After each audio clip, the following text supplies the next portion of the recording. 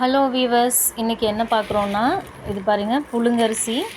ஒரு 2 நாளைக்கு மாவு வேணும்னா தோசைக்கு மாவு எப்படி ஆட்டணும்னு சொல்லி அளவு சொல்கிறேன் பாருங்கள்.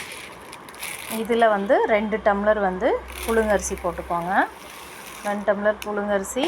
அப்புறம் பச்சரிசி அதே டம்ளரில் 2 டம்ளர் பச்சரிசி போட்டுக்கலாம். நான் அளவு எடுத்து வச்சுருக்கேன். அப்புறம் வெந்தயம் ஒரு 4 ஸ்பூனு, குட்டி குட்டி ஸ்பூனில், பெரிய ஸ்பூனாக இருந்தால் 2 ஸ்பூன் வெந்தயம் போட்டுக்கோங்க. அப்புறம் இதுக்கு உளுந்து நிறைய போட்டோம்னா பிசு பிசுன்னு ஆயிரும், ஒட்டும். நான் இது சொல்கிறது தோசைக்கு. இப்போ உளுந்து அதே டம்ளரில் 3/4 டம்ளரில் போட்டுக்கலாம். இதோட 3மே ஒன்றாவே ஆட் பண்ணிக்கலாம். ஆட் பண்ணிவிட்டு இந்த 3 தான். நீங்கள் இந்த பச்சரிசிக்கு பதில் இட்லி அரிசின்னு சொல்லி ஒன்று இருக்குது, அது கூட ஆட் பண்ணிக்கலாம். வீட்டுக்கு சாப்பாட்டுக்கு வைக்கிற அரிசி இருக்கு இல்லையா, அந்த அரிசியும் இட்லி அரிசி, உளுந்து, அப்புறம் வெந்தயம், இந்த மாதிரி கூட நீங்கள் ஆட் பண்ணிக்கலாம். ஆட் பண்ணி 1 or 2 hours ஊற வச்சு, நான் இது கம்மியாக இருக்கிறதுனால மிக்சிலே கிரைண்ட் பண்ணிப்பேன். நீங்கள் கிரைண்டரில் கூட கிரைண்ட் பண்ணிக்கலாம். இது எல்லாமே இப்படி மிக்ஸ் பண்ணிக்கலாம். இதெல்லாமே இப்படி மிக்ஸ் பண்ணிக்கோங்க. இந்த பச்சரிசியும் இல்லாமல் ஆறு இட்லி அரிசி இல்லாமல் உங்களுக்கு இட்லியோ தோசையோ வரவே வராது ஃப்ரெண்ட்ஸ். நான் ஒரு டைம் மட்டை அரிசி, வெந்தயம், உளுந்து, மட்டை அரிசின்னா இந்த சிகப்பு கலரில் ஒரு அரிசி இருக்கும் இல்லைங்களா, அது சரி ஹெல்த்தியாக இருக்கும் சிறுதானியம் அப்படிங்கிறதுனால அந்த அரிசி வெந்தயம் மட்டும் போட்டு ஆட்டி சுட்டோம்னா மாவு பிசு பிசுன்னு வரவே இல்லை, ஜவ்வு மாதிரி கம்மு மாதிரி ஒட்டிக்கிச்சு. அதனால் அப்புறம் நான் கேட்டேன் சில பேர்த்த, அது என்ன பண்ணேன், நான் ஒரு 3 கிலோ அந்த மாதிரி ஊற வச்சுட்டேன், ஒரு வாரத்துக்கு வேணும்ன்ட்டு.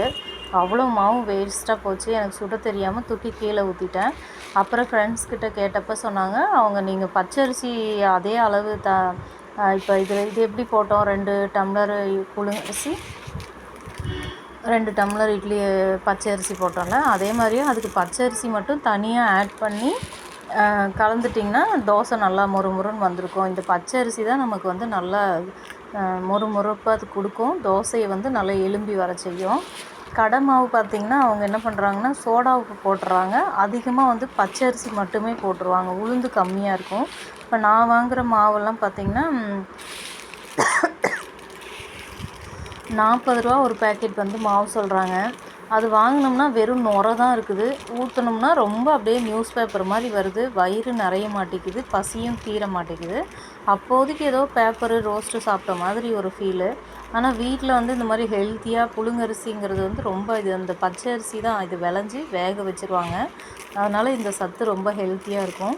அதனால் வீட்டில் நீங்கள் வீட்டு சாப்பாட்டு அரிசி இல்லை புழுங்கரிசி அந்த மாதிரி வீட்டில் சேர்த்தணும். உளுந்தும் கடை மாவில் அதிகமாக சேர்த்த மாட்டாங்க. உளுந்துக்கு பதில் என்ன பண்ணுவாங்கன்னா சோடா உப்பு இருக்கு இல்லைங்களா, அதை சேர்த்திடுவாங்க. பொங்கும். வீட்டு மாவு பாருங்கள், பொங்கவே பொங்காது, திடமாக கனமாக இருக்கும். ஆனால் கடை மாவு பார்த்திங்கன்னா அப்படியே நுரை மட்டும்தான் இருக்கும், சோப்பு நுரை மாதிரி வெள்ளை வெள்ளைன்னு நுரை மட்டும்தான் இருக்கும். அது சாப்பிடவும் கூடாது. குழந்தைங்களுக்கும் நம்ம காலையில் ஸ்கூலுக்கெல்லாம் சுட்டு கொடுத்து அமிச்சோம்னா தோசையோ இட்லியோ அவங்களுக்கு பசியே தாங்காது. சீக்கிரம் 1 or 2 ஹவர்ஸில் அவங்களுக்கு பசிக்கும், நல்லா ஹங்க்ரி. அதனால் கீழே சிந்தாமல். அதனால் என்னோடய சேனல் பிடிச்சிருந்தா கண்டிப்பாக லைக் பண்ணுங்கள், சப்ஸ்கிரைப் பண்ணுங்கள், ஷேர் பண்ணுங்கள். உங்களுக்கு ஏதாவது இதில் பிகினர்ஸு இல்லை நியூ மேரேஜ் கப்புள்ஸ் இருந்திங்கன்னா கண்டிப்பாக உங்களுக்கு தெரியாது. கண்டிப்பாக வீட்டில் எப்போவுமே இந்த தோசை மாவு இருந்ததுன்னா ஈஸிங்க சமையல். இல்லாட்டி காலையில் ரைஸு, மதியம் நைட்டு என்ன செய்கிறதுன்னு இருக்கும். மார்னிங் எப்போவுமே டிஃபனு, லஞ்சுக்கு சாப்பாடு அந்த மாதிரி வச்சுக்கலாம். ஈவினிங்கு எமர்ஜென்சி சமைக்க முடியல, டயர்டாக இருக்குன்னா டக்குன்னு தோசை எடுத்து சுட்டு சாப்பிட்டுக்கலாம். இப்போ குழந்தைங்க ஸ்கூல் விட்டு வந்தாங்கன்னா 4 மணிக்கு அவங்களுக்கு பசிக்கும். வந்தவொடனே ஒரு 100 சிக்கன் எடுத்துகிட்டு குழம்பு வச்சிடலாம், இல்லை காளான் வாங்கிட்டு குழம்பு வச்சுக்கலாம், ஒரு தக்காளி சட்னி செஞ்சுக்கலாம், புதினா சட்னி செய்யலாம். அந்த மாதிரி எதுனாலும் ஈஸியாக இருக்கும். நமக்கு சமையலே ரொம்ப ஈஸியாக இருக்கும் வீட்டில் மாவு இருந்தாலே, அரிசி மாவு இருந்தால். என்னென்னா ஒரு 10 நாளுக்கெல்லாம் மாவு ஆட்டி வச்சிங்கன்னா ரொம்ப புளிச்சிருச்சுன்னா நமக்கு ஜீரணம் ப்ராப்ளம் வரும், ஸ்கின்னில் ஸ்கின் டேக் மாதிரிலாம் வருங்கிறாங்க. அதனால் நான் என்ன பண்ணுவேன், 1 or 2 டேஸ்க்கு மட்டும் இது செஞ்சுக்குவேன். இல்லாட்டி கம்பு தோசை, சோளம் தோசை அந்த மாதிரி செஞ்சுக்கலாம். கம்புக்கு என்ன பண்ணணும்னு அளவு கேட்டிங்கன்னா, 1 டம்ளர் கம்பு, அதில் ஒரு 1/2 டம்ளர் இல்லாட்டி 3 பங்காக கூட போட்டுக்கலாம். 1 டம்ளர் கம்பு, 1 டம்ளர் பச்சரிசி, 1 டம்ளர் புழுங்கரிசி, அப்புறம் அதில் 3/4 டம்ளர் இந்த மாதிரி உளுந்து. கீழே இங்கே பாரு சரி, இங்கே சிந்தது எத்தனை டைம் சொல்கிறேன், விளையாடுறான் இதுலேயே. இந்த மாதிரி போட்டுக்கலாம். லேடிஸு யாராவது வீட்டிலே இருந்து சம்பாதிக்கணும்னு நினச்சிங்கன்னா கண்டிப்பாக யூடியூப் சேனல் ஆரம்பிங்க. யூடியூப் சேனலில் வந்து லாங் வீடியோ போடுங்க. சீக்கிரம் உங்களுக்கு வந்து மணி ஏர்ன் பண்ணுற ஒரு இது இருக்கும். கொஞ்சம் பாதுகாப்பான ஒரு வழி. ஆனால் நான் வீடியோ போட ஆரம்பித்தே 1 வருஷம் முடிஞ்சுது. இன்னும் பணம்லாம் எதுவும் வரல. அந்த மாதிரி இருக்கும். கொஞ்சம் லேட்டாக இருக்கும். எதிர்பார்க்காம நம்ம போட்டோம்னா, நல்ல கண்டென்ட் போட்டோம்னா சீக்கிரம் இதாகும். நான் கொஞ்சம் பாதுகாப்பானதாக மக்களுக்கும் சேஃப்டியான கண்டென்ட்டாக போடணும்னு சொல்லிவிட்டு இந்த மாதிரி நான் தேர்ந்தெடுத்துக்கிறேன். அதனால் மறக்காமல் இந்த மாதிரி இது பண்ணுங்கள். சரி, அடுத்த ஒரு நல்ல கண்டென்ட்டில் உங்களுக்கு வந்து நான் உங்களை சந்திக்கிறேன். பாய். பாய் சொல்லு.